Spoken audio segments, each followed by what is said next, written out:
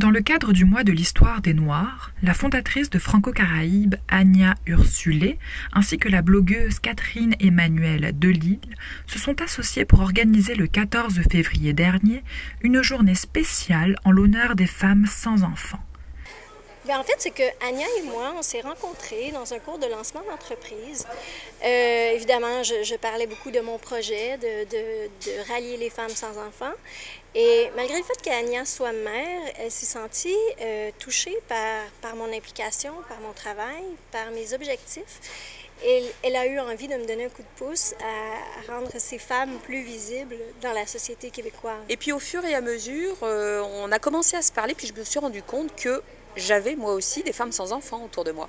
J'ai une personne très très proche, j'ai une amie de ma mère, j'ai d'autres personnes qui sont sans enfants, et puis je me suis dit, et puis du coup au final pour moi la cause des femmes sans enfants c'était une cause d'utilité publique parce que nous sommes entourés de femmes sans enfants. Dépendamment des cultures et des sociétés, le fait de ne pas avoir d'enfants est perçu de manière différente.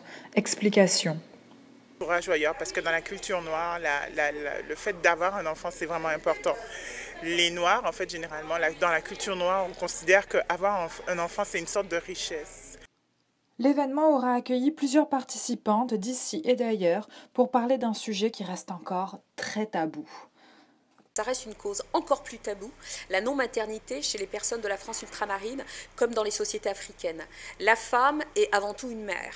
Et donc au final, on a accueilli 4-5 personnes de la Martinique et de la Guadeloupe qui ont participé à l'événement. Mais le gros, c'était effectivement quelques Françaises et beaucoup de Québécoises. Voilà. On ne l'aborde pas vraiment et puis c'est intéressant de voir en fait qu'on peut rencontrer d'autres personnes qui ont les mêmes problématiques ou bien qui rencontrent le quotidien d'une femme sans enfant. Femme sans enfant, par choix ou par circonstance, l'événement était aussi une belle occasion de se réunir entre femmes.